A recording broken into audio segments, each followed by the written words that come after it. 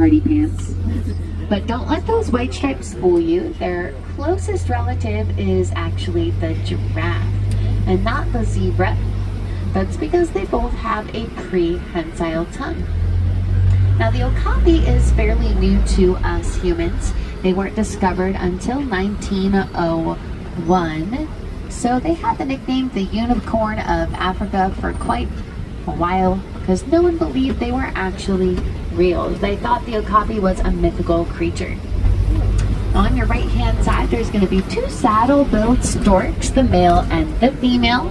They do mate for life, so that means the two of them up there are in love. That's the female standing up. She has those yellow colored eyes. Or is that the male? The male's going to have the dark brown colored ones. They are on the nest, so that means that smaller saddle-billed storks might be on their way. But on the left, that's going to be the black rhino.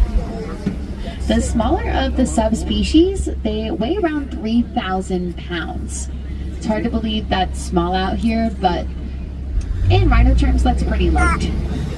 And they do blend in really well with their surroundings, and their name is kind of misleading because they're not actually black in coloration. They're going to be a gray. Goes an antelope that has those white stripes on their coats, helping them to hide within plain sight. To the left, these guys are a little bit easier to see. They are the greater kudu. They look like a larger version of deer, and they don't have horns on the top of their heads, which means these are the ladies of the forest. If you want to see their male counterparts, though, it begins on your right hand side.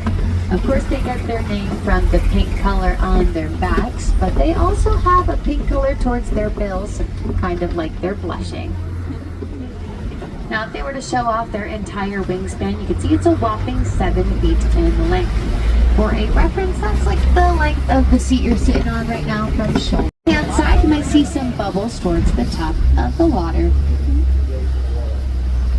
Now, they are going to sink all the way to the bottom of the water like that one just did. And they're going to walk or run along it like it's doing now. It's because they're 5,000 pounds, so they don't swim. They just sink all the way to the bottom.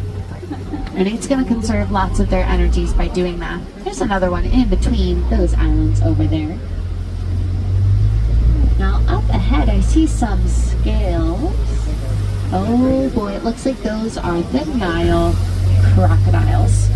So let's go nice and slowly over the bridge so you guys can get a great chance to see these guys. There's quite a few of them.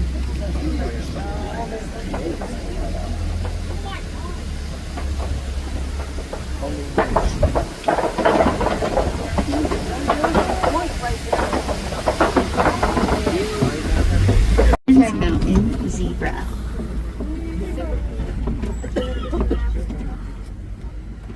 There's one behind the bush too. It's kind of hard to see, but its tail is moving up and down. Now you might notice that they have that black colored nose. That means that color goes all the way down to its very body, making it painted dogs underneath the den. They're huddled there right now. And they are so cute. I really wish I could take them home with me, but don't let their cuteness fool you. They are the best predators in the entire savannah. They have around a 90% success rate in their hunting skills. And that's because they work together in teams. And they do say teamwork makes the dream work, so it makes sense. Now those African, despite their little size, they can jump up in the air about 6 feet tall and 13 feet across, all at once. This motion is going to be known as pronking. Kind of looks like dolphins cresting out of the water when they jump in this way. Now also, they are going to be able to run around 60 miles per hour at their top speeds. That makes them one of the top 10 fastest land animals on planet Earth. On your right hand side there are some wildebeest, but you probably noticed those tall fellas too. Those are of course the giraffe. Now more specifically, they're going to be the Maasai giraffe, which is one of the 9 types of African giraffe.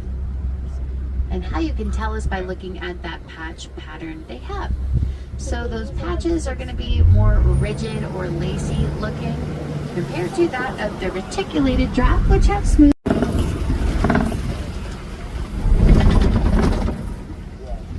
African elephant, if it is a male, it's going to weigh around 13,000 pounds, making it the largest land mammal on planet Earth.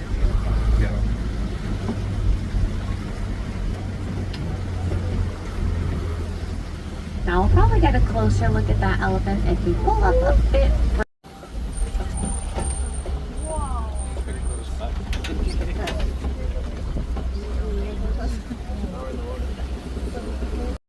Shrimp! Yeah, you got it, the shrimp. Now more specifically, that's going to be the brine shrimp, which contains a protein known as beta-carotene.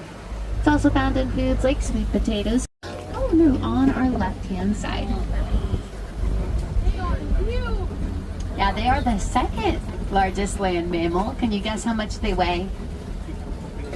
A lot, a ton. Yeah, they weigh around 2 tons, so 4,000 to 5,000 pounds. So they're going to weigh 1,000 to 2,000 pounds more than the black rhino we saw earlier. A bit of a traffic jam, but we're going to be making our way past these white rhinos. You might notice their name is a little bit misleading because they're not actually white, and they can get there in under 3 seconds. It's going to be the same launch speed as a ride called the Rock and Roller Coaster. There they are in a cuddle puddle. Oh.